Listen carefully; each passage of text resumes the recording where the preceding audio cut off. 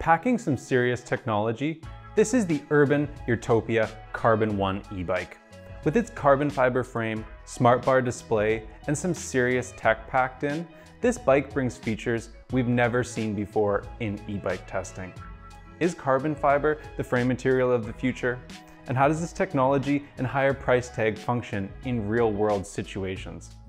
It's really tough to tell at the moment if this is cutting-edge tech or a gimmick, so it's time to put the Carbon 1 from Urtopia to the test and see just how it performs.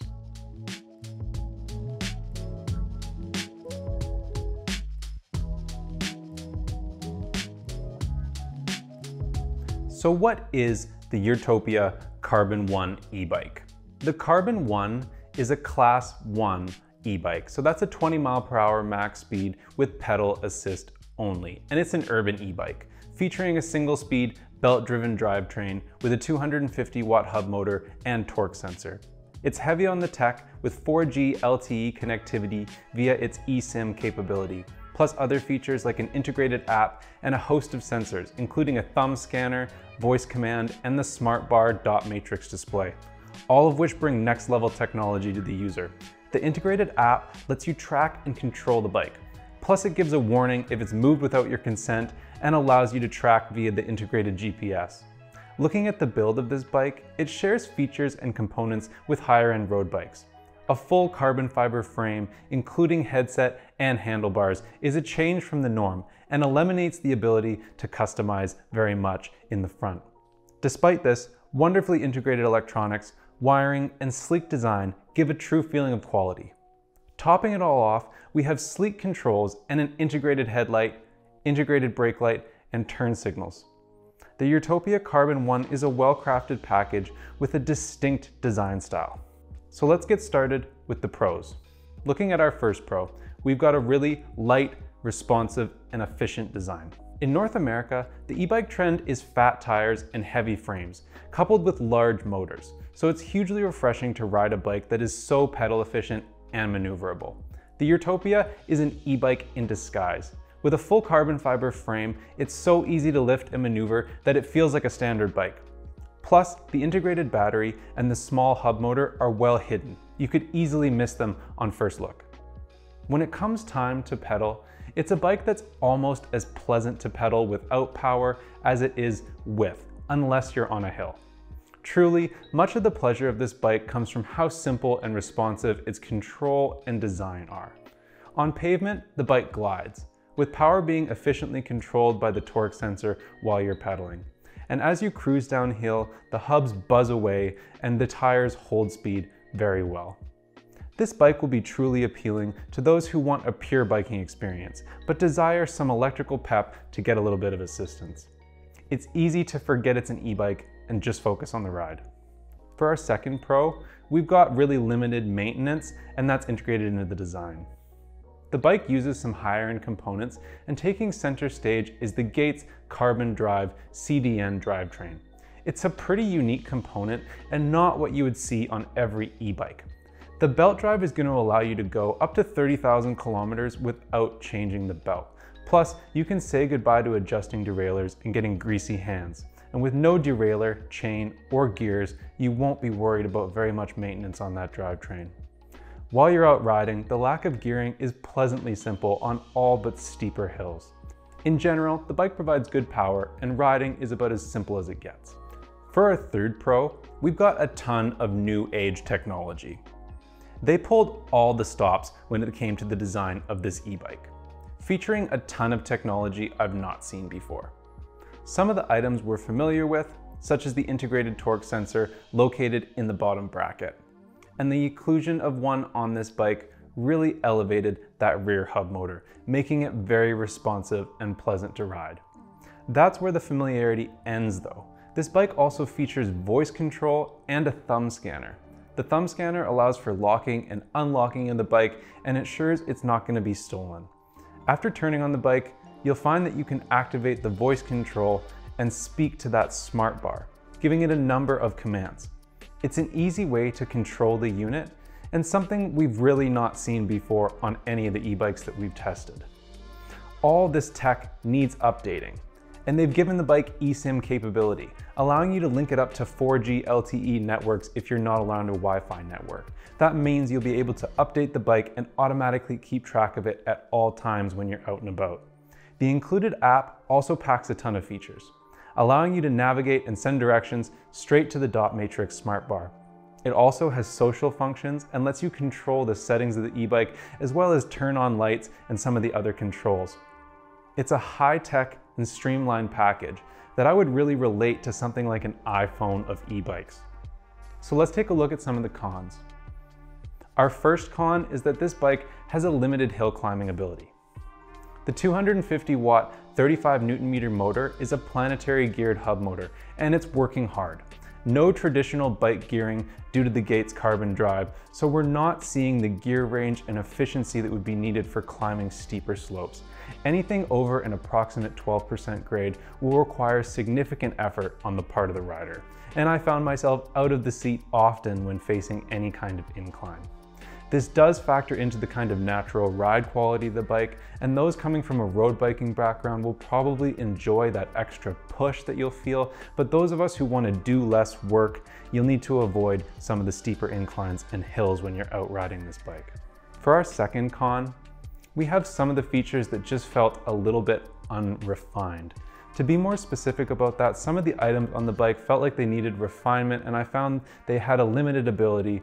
So one of the things that we found limited was the voice cues. If you did not use a specific command, such as go to sleep, the bike was very unresponsive. So sometimes I'd find myself saying multiple things like turn off until I got the right one, go to sleep, and I'd often find myself avoiding the voice command and going to the app instead, or using a button on the bar. The other feature I was not super impressed with was the turn signals that project onto the ground. They really don't offer good driver awareness unless they're looking at the ground, and it wouldn't work unless it's very dark. It would have been good to see an LED light somewhere higher up on the bike to supplement these turn signals, and that way they could have been more easily visible. These items felt like technology for tech's sake, and not like things that had been thoroughly tested for ease of use and functionality. For our third con, we've got a limited dot matrix display. I was not a huge fan of the display. While the dot matrix is kind of funky and it's very bright and easy to see, I found that the unit was overly simplistic. And with a higher price tag and so much tech packed into it, it was pretty annoying to need to pull out your phone every time you wanted to really change a setting or get more detail like that battery percentage. Plus, with carbon fiber handlebars, it's pretty tough to attach a phone mount, and you need to be careful torquing anything down. So I was questioning why they didn't give us some kind of an LCD display and give us a little bit more functionality in that display. In some ways, the bike is highly functional and efficient, and in others, it feels like it was designed more for aesthetics than functionality. And such is the case I found with this dot matrix display. So what does it do best? The Urtopia Carbon 1 excels on flat, smooth pavement. It really is a pleasure to ride in urban environments or flat rural areas. Simple operation and some really cool design features make an interesting ride that will really turn heads on the road. I enjoyed the fact this bike really feels like a bike, and you can easily forget that it's e-powered. The efficiency and lightweight nature of the bike make it a pleasure in all situations, and those skinny tires are fast and quick to turn and carve. The bike feels similar to road bikes, and it has that same fast sense of fun. So who should buy this bike? Those who are hesitant to give up road biking or want a very traditional ride quality while also having access to the latest technology would love this bike. Simple to operate and ride, it feels modern and clean. It's best fit into an urban setting, preferably without a lot of hills. So I'm sorry all you San Francisco riders out there.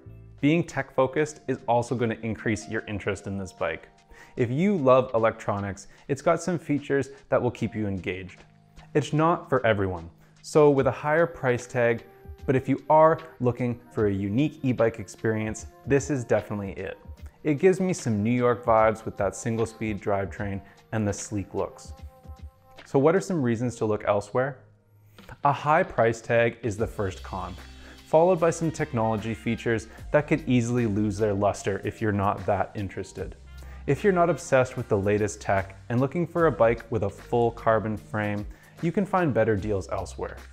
I would say this bike is targeting a smaller audience than most, and if you're the type of person for it, then you probably already know. I would expect many riders of this bike to already own other road bikes and single-speed traditional bikes and enjoy the general experience that these kind of bikes offer. So let's take a look at the frame and geometry. On this bike, we have a full carbon fiber frame, and the Urtopia has named it aptly the Carbon 1. And it's available in a medium or a large frame. Not only the frame, but the entire front fork, headset, and handlebars are also carbon fiber. The only alloy that you're seeing on the bike is located on the crank arms, rims, and a dropout on the seat stay, which allows you to remove and install the belt. This obviously makes the bike very light. At only 34 pounds, you can easily lift it with one arm, and maneuvering the bike is really simple. It's really as light and easy to maneuver as a traditional road bike. When mounted, the Carbon 1 feels like a road bike as well. An athletic, body-forward stance brings good pressure to the pedals, and the seat post offers adjustment to reach an optimal position. The forward stance means that the bike naturally wants to be pedaled from a standing position when you need to give it some more juice, and the torque sensor gives good response to that added input. The high standover height does mean that riders will need to be accustomed to swinging their leg over, and it's far removed from the step-through frames that we see so often now. If you want a bike that's light, maneuverable, and has a very traditional riding stance and style, this is definitely it. The one thing missing from this bike is any attachment points for a rear rack or some kind of a pannier, so you'll be forced to use a backpack of some kind. Now taking a look at the motor. This bike is highly pedal efficient, and they've used that to full advantage by offering a very small motor on this bike. With only 250 watts of rated output and 35 Newton meters of torque, it's not very impressive on paper. When riding though, it's a surprise. The torque sensor offers wonderful input control, and the unit is surprisingly peppy. On flat ground, the bike surges ahead with a few pedal strokes while you're on boost mode, and it really is a pleasure to ride. On flat ground, you can easily keep up with slow-moving urban traffic, plus the assist settings offer some good power and cadence for moving through different urban environments.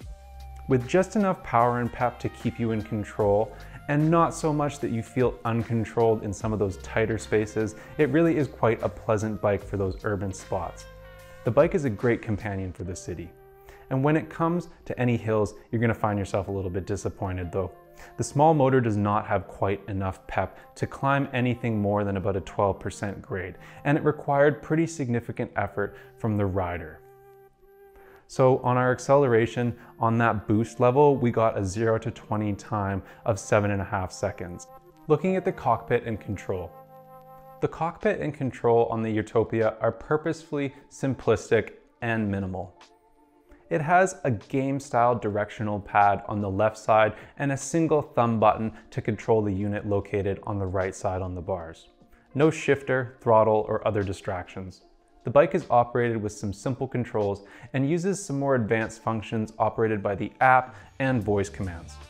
With voice control, you can easily speak to the bike to control most of the basic functions, but I did find that the commands are a little bit limited, and you need to use a specific phrase to make it work, so it's not quite as smart as Siri or Alexa. The phone app has a ton of functions inside of it, and most of the advanced features are accessed through this interface. The bike will also speak and make noises, so it's very immersive and interactive. You can even hook up your music via Bluetooth and let it play over the bike's speaker.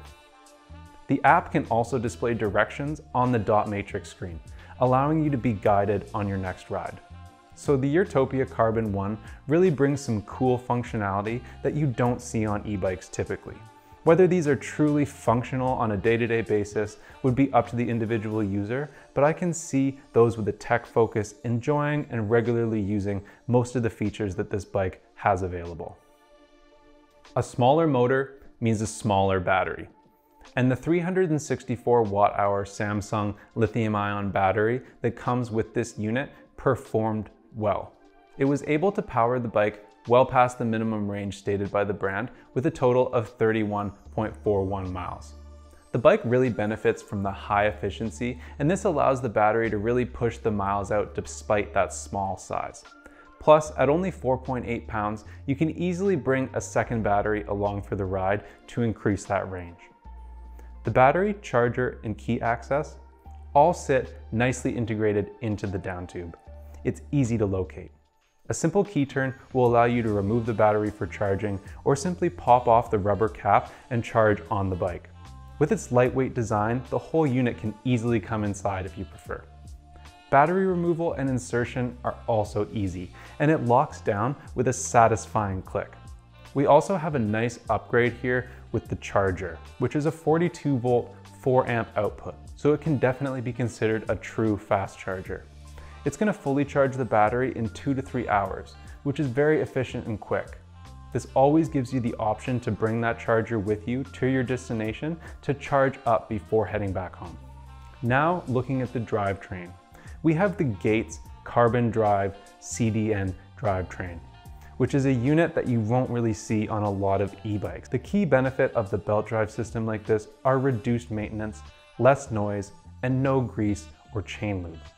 The drivetrain is a single speed with a planetary geared rear hub motor. This results in a very simple ride, but you also have no ability to change the gearing. The bike is able to operate well within its speed limit of 20 miles per hour on flat ground. With high pedal efficiency, it's quick to accelerate and pleasant to pedal. The torque sensor controls motor output very effectively, and the whole unit is great to ride and pedal when it's under power. The only time that the bike becomes sluggish is when you're encountering steeper grades. Anything over 12% will cause a noticeable drop in performance. In those situations, I quickly found myself forced out of the seat to offer some additional pedal power. Now taking a look at the brakes. This is a light bike, and the skinny tires still manage to perform well in the braking test despite having less traction.